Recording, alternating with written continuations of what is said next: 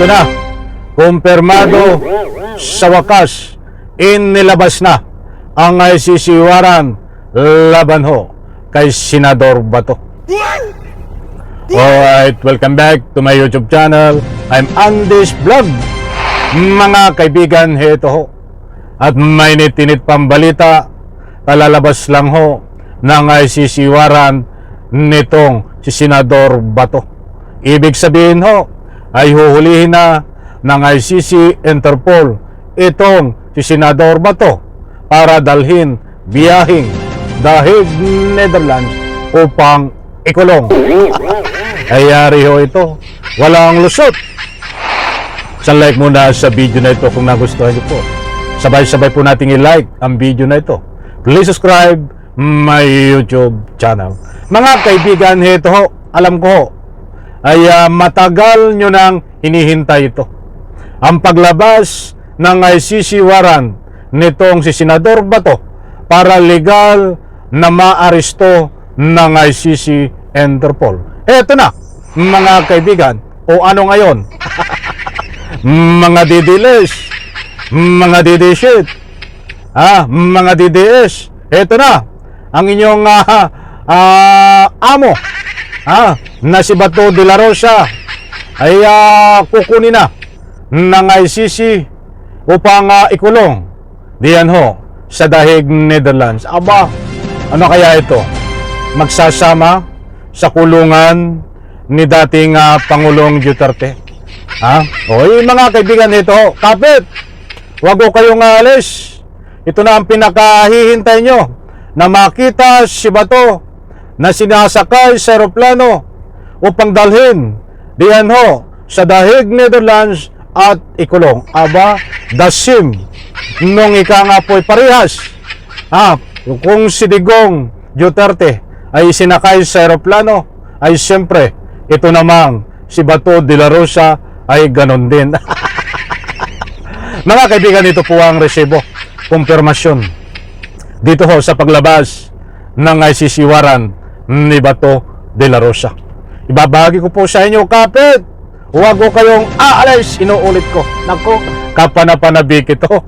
Mga kaibigan, shoutout po sa lahat. Nandyan ho sa screen, mga mahal kong taga-subaybay, iyan ho si Senador Bato de la Rosa. Ano ang nilalaman?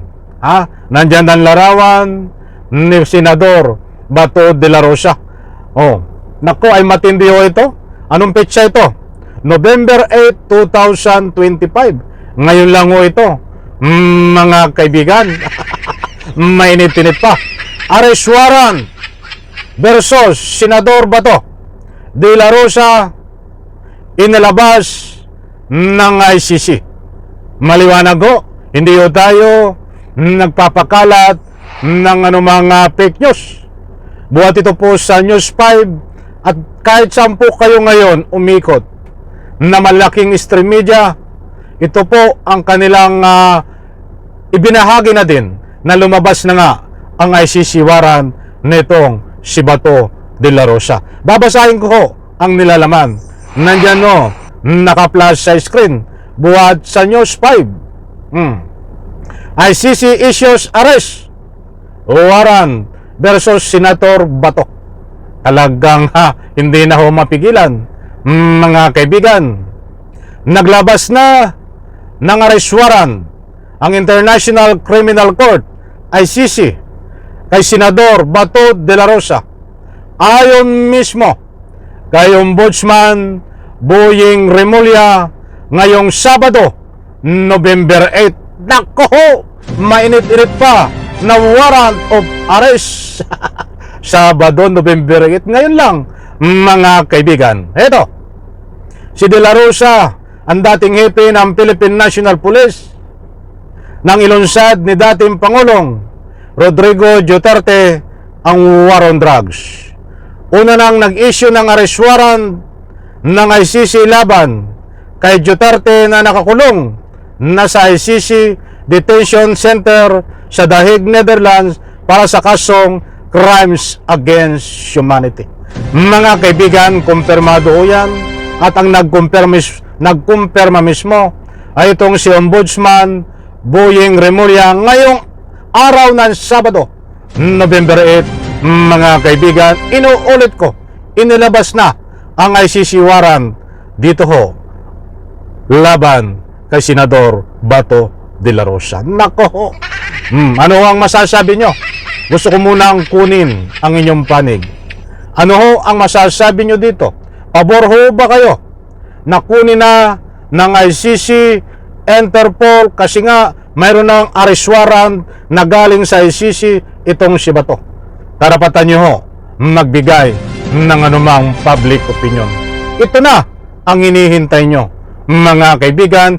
Hindi kayo nabigo sa aking mga pangako sa inyo na datapuat sa puntong ito. Sinasabi ko sa inyo, isang araw magigising kayo na itong arrest warrant ni Bato de la Rosa ay lalabas. Ngayon, nagkatotoo na ho, mga kaibigan.